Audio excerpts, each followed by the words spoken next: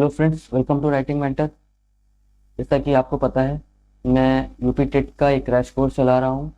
अभी मैं psychology, child pedagogy और child development and pedagogy section cover कर रहा हूँ। इस सेक्शन के कवर होने के बाद मैं अदर सेक्शन भी जल्द से जल्द एक सीरीज बनाकर कंप्लीट करूँगा। अगर आपने अभी तक मेरे चैनल को सब्सक्राइब नहीं किया है तो प्लीज़ मेरे चैनल को सब्सक्राइब करें और नोटिफिकेशन बेल जरूर ऑन कर दें, क्या ताकि जब भी नई वीडियो अपलोड की जाए तो आपको नोटिफिकेशन मिल जाए। तो अगर आपने पिछला वीडियो नहीं देखा है तो पहले पिछला वीडियो जाकर देखें। पिछले वीडियो में मैंने सिगमंड फ्रायड के बारे में बताया। वो किस देश के निवासी हैं, उन्होंने कौन सा कॉन्सेप्ट दिया और जीवन तुल्य मूल्य तुल्य प्रवृत्ति जो उन्होंने दी उसके बारे में एक्सप्लेन किया गया। और भावना ग्रंथियों के बारे में जो उन्होंने एडिपस और इलेक्ट्रा के बारे में बताया, इसको भी बहुत ही डिटेल्ड में, बहुत ही आसान भाषा में एक्सप्लेन किया गया है। अगर आपने अभी तक वो वीडियो नहीं देखा तो प्लीज़ पहले वो वीडियो जाके देखें, उसके बाद ये वीडियो देखें, आपका पूरा कॉन्सेप्ट क्लियर हो जाए। और जिसने वो वीडियो नहीं देखा है तो मैं यहाँ पर कुछ चीज़ें फिर से रिवाइज कर दे रहा हूँ ताकि आपको इस वीडियो को समझने आ जाए। सिगमंड फ्रायड ऑस्ट्रिया के मनोवैज्ञानिक हैं। इसको ऑस्ट्रेलिया से कंफ्यूजन नहीं पैदा करनी है आपको। ऑस्ट्रिया अलग देश है, ऑस्ट्रेलिया अलग देश है। तो सिगमंड फ्रायड ऑस्ट्रिया के मनोवैज्ञानिक, इन्हें मनोविश्लेषणात्मक संप्रदाय का जनक भी कहा जाता है। विश्लेषणात्मक संप्रदाय का जनक भी कहा जाता है। संप्रदाय का जनक कहा जाता है। इन्होंने मन या मस्तिष्क के दो प्रकार बताए। पहला अकारात्मक, दूसरा गत्यात्मक। पहला क्या है? अकारात्मक, दूसरा क्या है? गत्यात्मक। आपकी परीक्षाओं में ये प्रश्न सीधे पूछे जा सकते हैं, सिगमंड फ्रायड ने मन के कितने प्रकार बताए तथा वो कौन कौन से हैं। तो आपको इसको बिल्कुल याद कर लेना, इसको भूलना नहीं है। उन्होंने अकारात्मक को तीन भागों में बांटा। पहला चेतन, दूसरा अवचेतन, तीसरा अचेतन। चेतन को इंग्लिश में क्या कहेंगे? कॉन्शियसनेस या कॉन्शियस माइंड। अवचेतन को कहेंगे सबकॉन्शियस माइंड।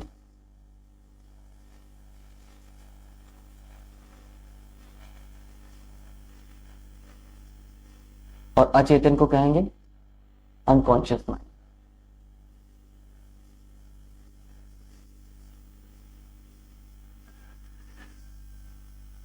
गत्यात्मक को इन्होंने तीन भागों में बांटा।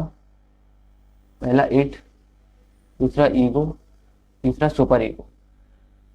अब जो अकारात्मक के जो इन्होंने तीन तत्व बताए हैं उनको बारी बारी से देखते हैं। सकारात्मक में इन्होंने जो सबसे पहला तत्व बताया वो है चेतन मन, जो हमारे मन का सबसे छोटा पार्ट है। इसका संबंध प्रत्यक्ष ज्ञान से है, इसका संबंध निरंतरता से है, इसमें निरंतरता का गुण पाया जाता है। चेतन मन का उदाहरण है जो हम अभी सोच रहे हैं। जैसे अगर किसी आपसे गणित का प्रश्न पूछा जाए कि 24 गुणे 5 क्या होता है, तो आप क्या करेंगे? कैलकुलेट करेंगे। आप 24 में 5 का गुणा करेंगे, उसके बाद अपना उत्तर बताएंगे। तो आप वर्तमान में सोचकर ये 24 गुणे 5 आपके मन में क्या है? स्टोर नहीं है, आपने कैलकुलेट किया और कैलकुलेट करके बताया। तो ये किसका उदाहरण हो गया? चेतन मन का। दूसरा अवचेतन, द सबकॉन्शियस माइंड। इसे सुलभ स्मृति के नाम से भी जाना जाता है। चेतन मन में आने वाली वस्तु जिस स्थान पर आकर एकत्रित होती है उसे अवचेतन मन कहते हैं। यहां पर एकत्रित वस्तु का व्यक्ति अपनी इच्छा अनुसार चेतन मन में प्रयोग कर सकता है, चेतन मन में ला सकता है। जैसे मान लीजिए 24 गुणे 5 के लिए आपको कैलकुलेट करना पड़ा, लेकिन अगर आपसे 2 गुणे 5 अगर पूछा जाए, प्रश्न किया जाए, तो वो आपके अवचेतन मन में स्टोर है। आपको कैलकुलेट करने की आवश्यकता नहीं पड़ी, आपने उसे याद करके रखा है, कहीं ना कहीं आपके मन में पड़ा हुआ है।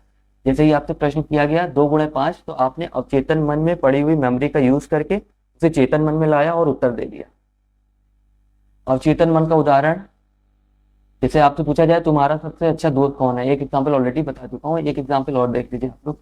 तो यकायक आपके मन में नहीं आएगा, आप अपने मन में जो स्टोर अपने दोस्तों के जो भी नाम है, आप उनको सोचेंगे, उसके बाद सोच कर आप बताएंगे कि आप, हाँ, आपका सबसे बेस्ट फ्रेंड कौन है, सबसे अच्छा दोस्त कौन है, जो आपके कठिन समय में काम आया। तीसरा, अनकॉन्शियस माइंड। ये मन या मस्तिष्क का सबसे बड़ा भाग है। व्यक्ति अपनी दमित इच्छाओं का दमन करता है। दमित इच्छाएं जिस स्थान पर इकट्ठा होती हैं उसे अवचेतन मन कहते हैं। अवचेतन मन का प्रत्यय सबसे पहले गॉटफ्रीड विल्हेम लेबनीज ने दिया। हिंदी में आप इन्हें लेबनीज याद कर सकते हैं, लेकिन सबसे पहले मनोवैज्ञानिक कार्य फ्रायड ने किया। अब अचेतन मन का उदाहरण देख लेते हैं। अचेतन मन के प्रमाण के रूप में जब हम सोते हैं तो हमें क्या आता है? स्वप्न। तो ना तो हम जाग रहे हैं, ना तो हम चेतन अवस्था में हैं, हम क्या है? सो रहे हैं। हमें क्या आ रहा है? स्वप्न।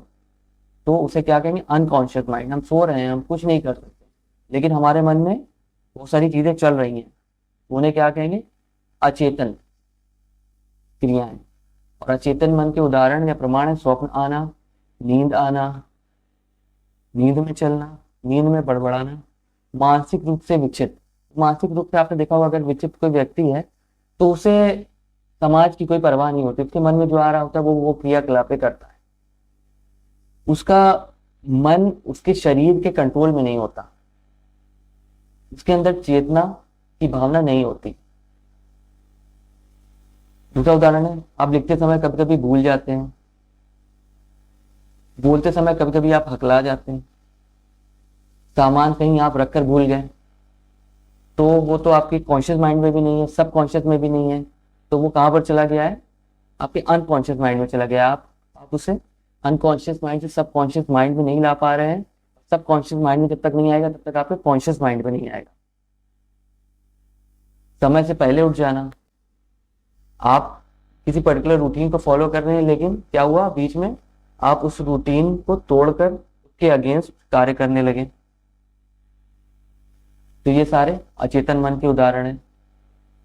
फ्रायड ने स्वप्न को अचेतन मन का राजकीय मार्ग कहा। ये बहुत इंपॉर्टेंट है, आप इसे नोट कर लीजिए।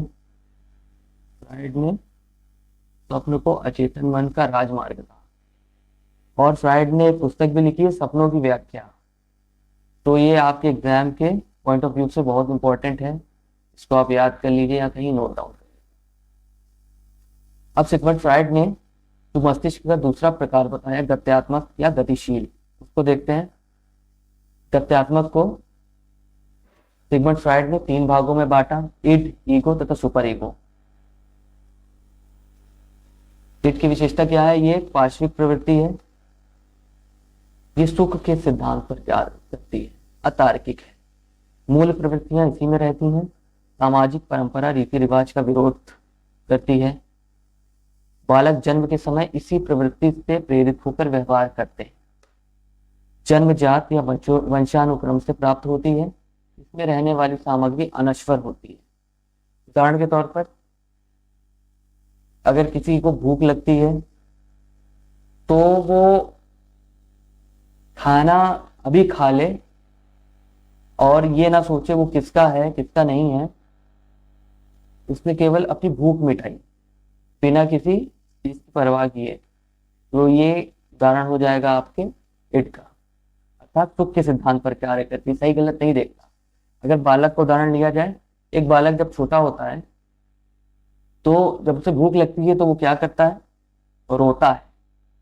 वहां पर वो ये नहीं देखता कि उसकी माँ किस काम में व्यस्त है, किचन का काम कर रही है, घर का काम कर रही है, कपड़े धो रही है। वो बालक क्या होता है? सुख के सिद्धांत पर उसकी मानसिक प्रवृत्ति होती है, उस हिसाब से वो अपनी भूख को मिटाने के लिए रोता है। तो उसका उद्देश्य क्या है? अपनी भूख मिटाना। यहाँ पर वो सुख के सिद्धांत पर कार्य कर रहा है। एक बालक का मन क्या कर रहा है? सुख के सिद्धांत पर कार्य कर रहा है। और इसमें जो भी विशेषताएं प्राप्त होती हैं, जैसे कहा जाता है कि एक बालक एक अपने पिता की तरह कभी कभी व्यवहार करने लगता है, तो ये सारी विशेषताएं उसको अपने वंशानुक्रम से प्राप्त होती है, जन्मजात विशेषताएं प्राप्त होती हैं। दूसरा है ईगो। ईगो की विशेषता है मानवीय प्रवृत्ति है, स्वरक्षा का भाव है, तार्किक है, इसका संबंध वास्तविकता के साथ है। समय व स्थान को पहचानना, समायोजन में सहायक, प्राणी व वातावरण के मध्य कड़ी, प्रबंधक के रूप में, अंशतः चेतन अंशतः अचेतन। ये जितना मजबूत होगा उतना सफल होगा।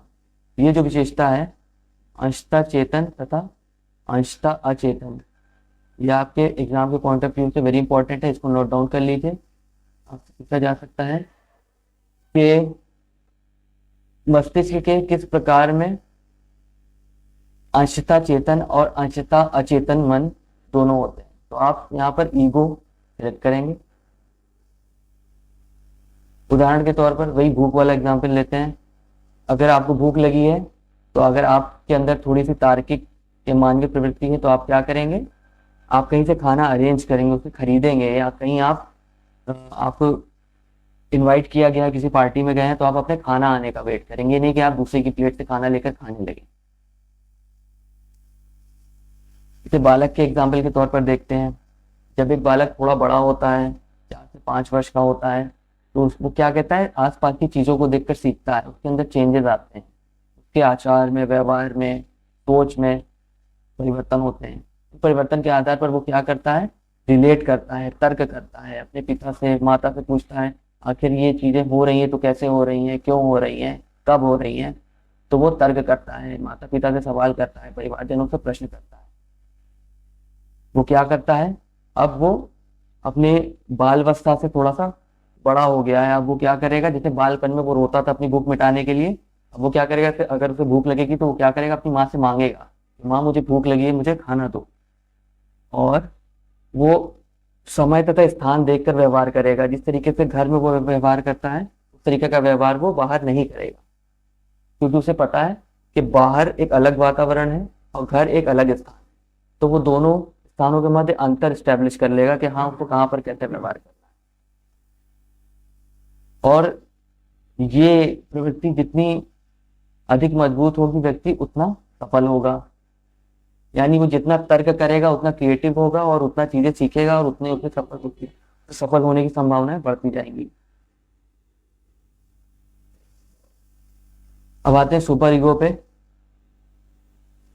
मन के कर्त्यात्मक प्रकार में जो तीसरा तत्व है सुपर ईगो, इसे दैवीय प्रवृत्ति वाला तत्व भी कहा जाता है। ये सामाजिक परंपरा के अनुसार व्यक्ति को कार्य करने के लिए प्रेरित करता है। इसका संबंध नैतिकता से। सिचुएशन सुपर ईगो किसी का खाना लेना गलत है, ऐसा नहीं करना चाहिए, बिल्कुल नैतिकता पे ये कार्य करेगा, किसी भी तरीके की गलती इसके अंदर नहीं पाई जाएगी, इसीलिए इस कारण इसे दैवीय प्रवृत्ति वाला तत्व कहा जाता है। इस तत्व से प्रेरित होकर व्यक्ति सामाजिक परंपराओं को फॉलो करने का प्रयास करता है। समाज में जो चीजें चल रही हैं उसके विपरीत वो जाने से पहले डरता है, वो चीजों को समझने की कोशिश करता है कि इसका क्या विपरीत प्रभाव उसके जीवन पर पड़ने वाला है। वो अपने आप को करेक्ट करने की कोशिश करता है। जैसा कि आपने देखा होगा बहुत सारे समुदाय हैं वो आपस में विवाह करते हैं, जैसे बिश्नोई समाज है तो वो आपस में विवाह करते हैं, तो एक सामाजिक परंपरा है। तो इस परंपरा को तोड़ने के लिए उसे इस प्रवृत्ति से बाहर आना पड़ेगा। तो उस समाज के लोग अक्सर इस प्रवृत्ति से बाहर आना पसंद नहीं करते हैं। वो इस दैवीय प्रवृत्ति की विचारधारा को मानते हैं, जिस कारण वो क्या करते हैं, सामाजिक परंपरा का सम्मान करते हैं, सामाजिक परंपरा और नैतिकता को मानते हुए केवल अपने समुदाय में ही शादी करते हैं। बहुत ही रेयर केस में ऐसा होता है कि बिश्नोई समाज के लोग अदर समुदाय में विवाह करते हैं। तो एक एग्जाम्पल के तौर पर मैंने आपको बता दिया। तो मैंने चीजें आपको एक्सप्लेन कर दी हैं, बहुत डिटेल में एक्सप्लेन की हैं, बहुत इंपॉर्टेंट टॉपिक है। अगर आपको कोई भी टॉपिक, कोई भी सेक्शन आपको समझ में नहीं आया तो आप मुझे कमेंट के माध्यम से पूछ सकते हैं, और किसी और टॉपिक पे आपको वीडियो चाहिए तो आप मुझे कमेंट सेक्शन में बताएं। मैं कोशिश करूंगा कि इस टॉपिक पर वीडियो बना के अपने चैनल पर अपलोड करूं। और अगर आपको किसी भी चीज़ के लिए कन्फ्यूजन हो तो आप मुझे बेझिझक मैसेज कर सकते हैं, और आप मेरे चैनल को सब्सक्राइब करें, लाइक का बटन दबाएं, मेरे वीडियो को लाइक करें, सपोर्ट करें। मैं इतनी मेहनत से आप लोगों के लिए ये सारी चीज़ें लेके आ रहा हूँ, स्टडी मटेरियल लेके आ रहा हूँ, बहुत मेहनत लगती है और काफ़ी मेहनत के बाद ये सारी चीज़ें अरेंज की जाती हैं, कॉन्सेप्ट आपको समझाए जाते हैं। तो आप कम से कम मेरा चैनल सब्सक्राइब करें, लाइक करें, शेयर करें और अगर अभी तक आपने बेल आइकन नहीं दबाया तो बेल आइकन दबा दें, ताकि जब भी नई वीडियो अपलोड की जाए तो आपको नोटिफिकेशन मिल जाए। तो मेरे साथ बने रहें, जल्दी नई वीडियो अपलोड की जाएगी।